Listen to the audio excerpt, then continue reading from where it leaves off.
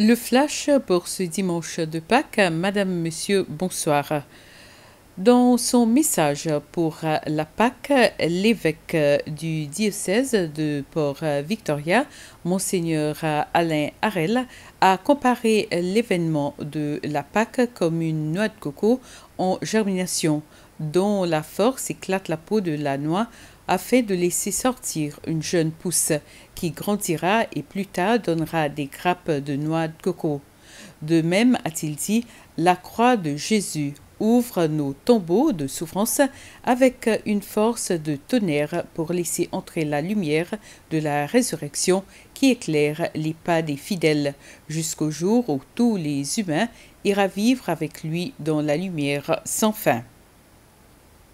L'archevêque anglican du diocèse des Seychelles, James Wong, a de son côté dit qu'il n'y aurait pas de résurrection sans la vie, la crucifixion et la mort de Jésus-Christ.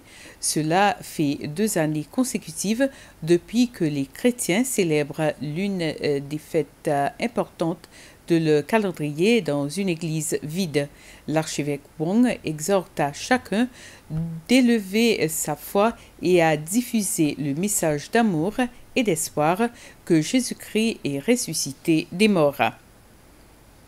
Et le président Weverlum Calawan a, dans un message, souhaité à tous les Seychellois une joyeuse Pâques. Il dit qu'au milieu de cette pandémie mondiale, malgré les défis de ne pas pouvoir nous unir et célébrer, cette Pâques nous exhorte cependant à adopter de nouvelles façons de célébrer notre foi.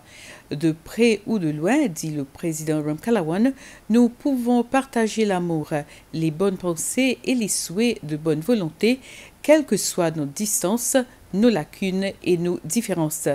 Cette Pâques nous rappelle qu'en cette période de difficulté, les valeurs de tolérance, de respect mutuel et de bienveillance envers tout le monde sont les sentiments positifs que nous partageons.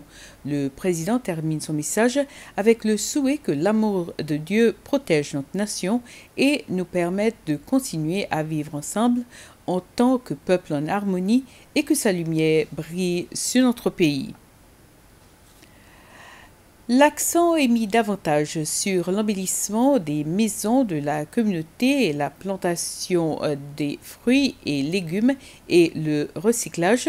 Le ministère de l'Environnement fait sa part à travers un concours de jardinage pour les maisons avec de grands ou petits jardins ou balcons.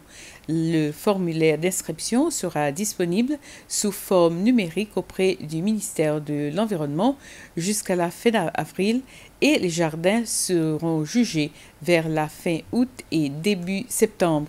L'officier du ministère de l'Environnement, Jeannette Larue, dit que chaque jardin dans les 3 catégories doit avoir la participation de la famille et devrait avoir un impact positif sur la faune et les plantes indigènes, entre autres critères. Et c'est sur cette information qu'on se quitte. Merci à vous de nous avoir suivis et bonsoir.